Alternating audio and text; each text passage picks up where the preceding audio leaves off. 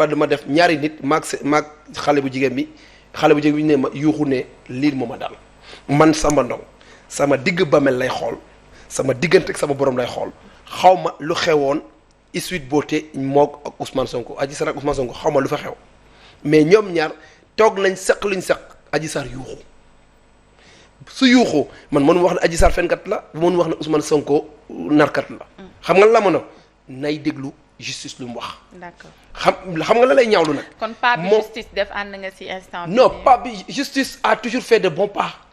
justice toujours moom ci lu yoon di dox état de droit justice ci loolu la nekk ci loolu lay doxal. problème bi nag mooy nit ki nga xam ne moom bu muy dem moom moo demal boppam dem ba am ay problème ne dañ maa complot te xam ne say sentiment crypto personnel say pulsion sensorielle ñoom ñoo la ëpp doole ba nga dem def une bourde boobu nag dañ ko war a accepter. d'accord loi bi nag vraiment chapeau bas aux juges chapeau bas aux forces de l'ordre chapeau bas à tous ceux qui sont dans l'administration territoriale et ñi nga xam ne surtout ñoom ñuy saytu wàllum kaaraange ñooñu dañ leen war a respecter. d'accord jox leen cër jox leen gëdd. d'accord li ma jaaxal mooy pour un homme bu nga xamante ni yéen vous taxez que yéen ñi nga xam ne yéen waa Benno waa APR que tekkiwul dara donc nit la koo xamante ni voilà simple citoyen la comme ni ngeen koy tuddee mais dispositif sécuritaire bi ñu gis keroog ci réew mi ñun jaaxal nañu. non mais c'est à comprendre que fii dafa mel ni émeute daf fiy waaj a xew wala dara. ñuy dem di la nëbb Auchan yi yëpp Auchan boo gis am na ñetti wala ñeenti policiers yu fa taxaw wala ay garde moom ñu bàyyi ko ba mu dugg ci biir ñu jël ay garde rapproché wam yóbbu te jotuñu benn convocation nit ki nan la leen mën a xoqatalee à ce point ku mel ne Ousmane Sonko à ce point mën a tiital sécurité bu Sénégal ba tax audition mu dem jóge këram dem wuy ji dispositif ñu barricade Dakar yéen waa Cogecar juste après vous sortez vous faites des trucs pourquoi parce que moom it génn na def li nga xamante ni moom mooy conférence de presse. xam nga mën a expliquer. xam nga d'abord. damay wax ne xodeeku bala ngay lakkale.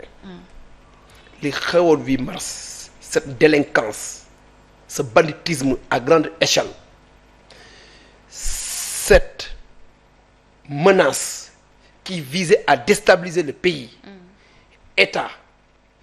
jàngat bi mu ci am ak renseignement yi mu ci am état dañ ko fi teg pour mu saytu suñu kaaraange muy sa kaaraange muy sama kaaraange muy kaaraange bépp sénégalais bien sénégalais aussi dañ ko war a protéger parce que xam nañ ne ces délinquants qui accompagnent Ousmane Sonko leur unique objectif mooy yàq Océan yàq station Shell yàq station Total te ñooñu ay doomi sénégalais ñoo ci liggéey di ci am sutural di régler seeni problème yoo xamante ne Ousmane Sonko réglé ko Samba Ndong réglé ko ñoom waa foofu fu ñuy liggéeyee ñooñu ñoo leen koy régler donc état loolu su amee mu jàng ci te moom mu annoncé woon ne dina am troisième vague boobu waxoon naa ko nee naa ne troisième vague bu muy wax moom du ci mucc Sénégal ñun ñëpp dañoo war a dox ci jàmm ak salaam ak lu koy dëgëral képp kuy dox Sénégal pour saytaane Sénégal pour Sénégal yàqu yow suy yàqu ci sa kaw lay këppu c'est la raison pour laquelle il a très bien compris le message en disant que bu ma kenn gunge parce que nag l'État doit demeurer fort la loi doit être toujours fort et doit être appliquée dans toute sa rigueur et les forces de l'ordre man dama leen di defal chapeau bas. nan ngeen di mën a expliquer que 8 mars bi li xewoon c'est parce que les gens étaient fatigués Covid bi sonal na leen nit ñu tëjee woon suñu kër yi couvre-feu yi sonaloon na leen et cetera vous expliquez que loolu moo waral ñu génn mais génnuñu pour président Ousmane Sonko alors cette fois-ci moom pacifiquement mu woote ngeen barricade Sénégal gi yëpp ba pare réew mi Dakar gi yëpp ba pare ngeen ni troisième vague moom du ci mucc wala nanga non xam nga moo ko waxoon Samba Ndong lan moo xew pour que cet homme nous en fait mel ni ku en fait koo xamante ni xëy na moom il faut mu wax rek pour réew mi tàkk. non xam nga du question il faut que mu wax rek réew mi tàkk ñun ay politique lañ. te combat politique ñun dañ koy mëneeg moom mais état nag état la man je ne parle pas de politique état. de ce que c'est. non état état xam yow mënoo cee. non état laa la wax état. état la l'état c'est une organisation de la société régie par des normes et des règles gouvernée par un gouvernement et par des forces de l'ordre yoo xamante ne ñoom ñooy assurer garantir la paix et la stabilité du pays ñoom ñu nekk ci seen liggéey ñun politique li ñu war combat politique ñun dañ koy mëtal suñ diggante ki nga xam ne mooy Ousmane Sonko dañ ko convoqué mu def conférence de presse wax ci lu mu ci wax de un man si j'étais le procureur de la République secret de l'enquête ñëpp xam nañ ne secret de l'enquête kenn waru ko génne d'ailleurs même c'est pourquoi un de ses avocats a failli démissionner dans ce procès un de ses avocats. kan la ci. non du ma soutenir. ñett lañ de maître Clédor Ly. mais non 14 lañ. du ñett 14 la am. mais ñi ci gën a fës. non 14 la am 14 avocats la am. il a fait 14 morts il a 14 avocats. il a très bien fait le décompte c'est-à-dire que il est l'unique responsable parce que 14 en gématrie soo defee 14 ça te donne 5 beneen 14 ba nga def 5 5 plus 7 égale 10 10 ça te donne 1 c'est-à-dire que l'unique responsable de tous ces émeutes là c'est Ousmane Sonko. De tous ces morts-là, c'est Ousmane Sonko. Donc, il n'a qu'à assumer ses responsabilités devant les faits. On l'a convoqué.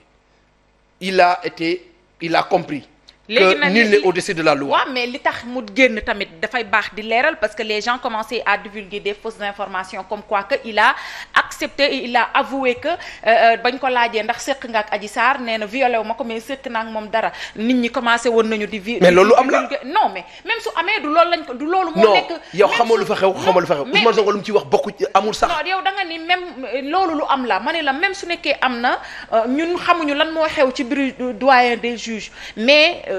Information boobu c'est une information fausse boo xam ne ñu ngi ko doon divulguer wax nañu ba wax fi mu xamanteeg Ndeye Khady Ndiaye ak par le biais de kii et kii alors que 3 questions donc la fa jël donc c'était normal. non c'était pas 3 questions. non c'était normal. c'était 14 questions 14 questions la jëlee 14 questions lañ ko yow El Hadj Diouf mii génn na. démb ba leeral man du ma mettre El Hadj Diouf man li ma lay wax loolu am 14 questions mu am. du ma dugg nag am na ku taxawoon fii dañ lay vaar de nga ni. yow li nga wax loolu moo am Samba Ndong. 14 questions moom lañ posé Ousmane Sonko. 3 questions lañ ko posé. non moom moo wax 3 questions mais ñi ma wax ci questions yëpp ñu ko posé lu ko intéressé ak lu ko arrangé luñ ko wax lu mu wax sax ak li amoon ci secret de l'enquête ba bokkul moom lu mu ci wax ak li am bokkul je n'entre pas dans le détail parce que man du ma journaliste pour jox ay informations du ma juge pour communiquer ci information aw ma autorisation lu wa permettre may entrer dans le fond du dossier sama yoon nekku ci mais li ci am mooy ne lim ci wax ak li am bokkul c'est ça la réalité. la mu wax procureur ba wër ko la mu wax procureur ba wër ko la Ousmane Sonko taxaw wax ko procureur ba wër ko nga ni loolu am dañ ko fekk bu mu koy wër bu muy wax ba mu wër. mais moo ko wax avocat am génn ku la wax ne Ousmane Sonko li mu wax dëgg la Ousmane Sonko ñaata yoon la lay wax loo xamante ne amul ñaata yoon la Ousmane Sonko di wax loo xamante ne amul ñëpp di koy di xam ne lii mu wax ni teguwul ci yoon xamul yoon gisut yoon méngóo ak yoon loolu ñun on est habitué au fait. bu ma jaaxal nag sama xarit bu ma jaaxal nag parce que nag moom mënul génn ne lii la ma doyen des juges laaj yow nga taxaw fii nga ne moom wóor na ko ne du dëgg Ousmane wóor na ko yàlla ne lim wax ak liñ ko posé au bureau du doyen des juges ça n'a rien à voir bokkul comme yàlla ak yàlli xam nga lu mu doon def c'était une stratégie de manipulation xam nga à chaque fois dama koy wax le mensonge le peuple croit au mensonge plus que tu mens le peuple continue à croire le mensonge peuple bi xamul dëgg xam na dëgg autant pour moi mais moom ci habitude am def ñu habitué à des faits mooy raconter des contre-vérités pour ternir l'image des gens des honnêtes personnes c'est-à-dire que moom Sénégal moom rek moo baax ñëpp a bon c'est ça sa stratégie d'accord dama ko concédé ci loolu mais li nga xam ne loolu am moom ses avocats sont conscients que Ousmane luñ ko wax ak lu mu wax bokkul looloo tax duñ le juge du ci wax parce que il n'a pas divulgué les secrets de l'enquête parce que luñ ko laaj moom mu répondre ko ak li mu wax ça n'a rien à voir. yéen tamit na xanaa amu leen fi ñu Ousmane Sonko naan ñetti question la ma doyen des juges laaj. mais mën na wax ne 3 questions wala benn question su ko neexee le nombre de questions ça importe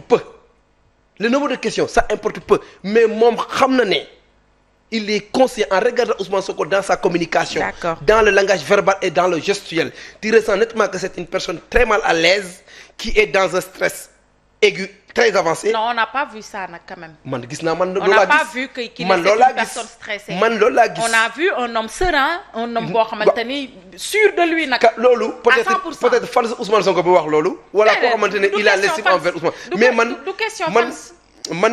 j'ai ñun ñëpp jàng nañ la communication. te xam nañ aussi ce qu'on appelle le langage verbal et le langage non verbal.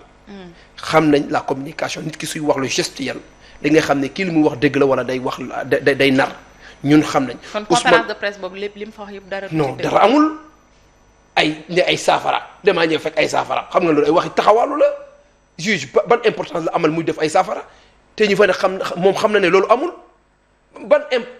fu mu toj ba ñu ko utal ay def ay saafara.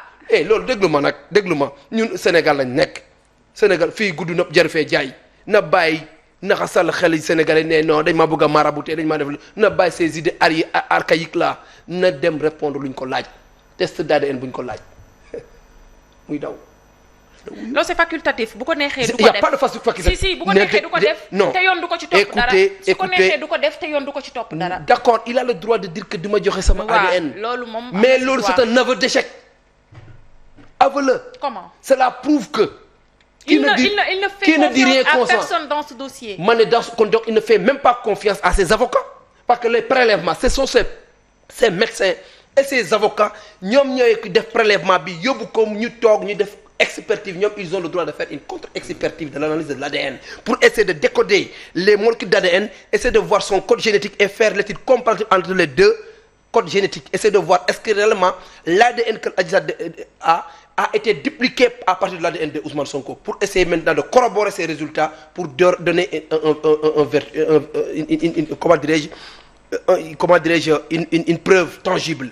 Loolu nag fekkee ne moom nangu ko cela veut dire que le gars il a accepté tacitement qu'il est fautif. C'est ça la réalité te nañ ko nangu fii tous les cas de crime de viol dañ koy ak harcèlement ak meurtre dañuy wax dañuy def toujours à ces appels parce que c'est la première hypothèse qui prouve que tu as eu un link avec la personne tey man su ma nekkee sama kër yow nga nekk sa kër laalu mën a jegewuma la soo ma wooyee ne test ADN damay ñëw lan lay ragal parce que y a rien mais fekkee ne nag ti sans que y a quelque chose mais quand même ce dossier ne peut pas être classé seulement dossier boo xam ne dañ ko war a bàyyi. looy wax ni loolu seytaane la di. yow jigéen nga protéger say moromi jigéen.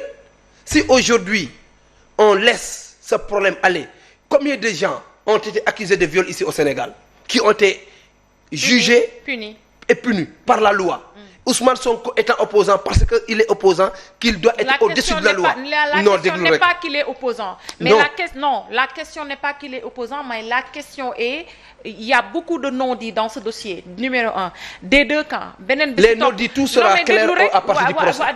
beneen bi si topp mooy moom nee na carrément foofu laay duggee ci sama question les personnes yu nga xamante ne cité na leen ñu bari lool di jabaru procureur ak moom daal tudd na ñëpp ni ci complot bi lañu bokk. Donc à ce stade wala à ce niveau Serigne Bassirou Gueye mi nekkoon procureur jamono jooju à ce stade est-ce que moom am na dina war a mën a def confiance à 100% juge bi mu jàkkaar lool ne ko je ne te permets pas de me poser cette question. xam nga jugement moom saa yi boo tegee audition lañ wax.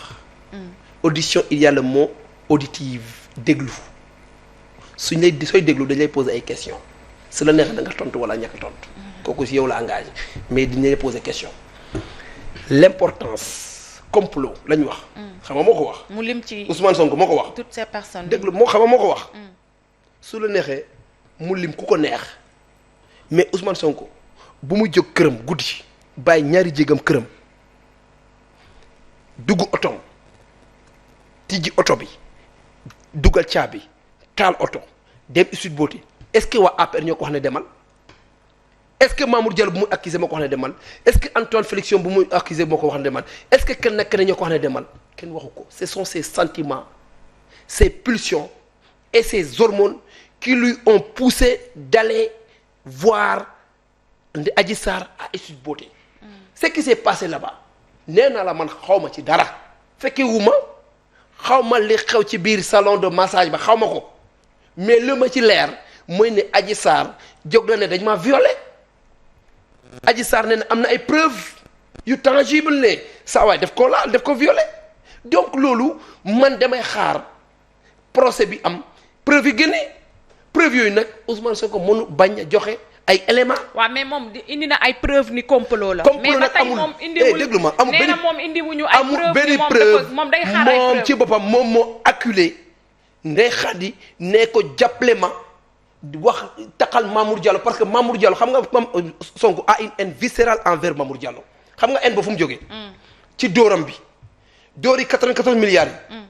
bu mu demee ne moom day demander 12% ci 94 milliards ça équivaut à 12 milliards ci dóor bi capoté bu mu demee ba xam ne terrain yooyu mu doon ut pour am ci 12 milliards deal bi dafa capoté mu yuuxu politiser dossier ba ne Mamour Diallo dafa des ne 94 milliards te leer na ko ne moom dafa bëggoon dóor ci 94 milliards am ci 12%. li ngay wax ni da nga ci am ay lu looloo am te su Ousmane Sonko ne peut pas nier ça c'est une vérité ñëpp a xam ne Ousmane Sonko il demandait 12 milliards à partir de ces 94 milliards bu mu demee ba xam ne loolu mënul am du xëy 94 milliards yi laajoon na pourcentage 12 milliards maa ko wax 94 milliards il avait demandé un pourcentage boobu ça équivaut à 12 milliards bu mu demee nag Mamour Diallo gis dossier bi or classé ko leen loolu mënu nekk saa waay yuuxu ne Mamour Diallo dafa détourné 12 milliards c'est ça la réalité loolu am li ci topp nag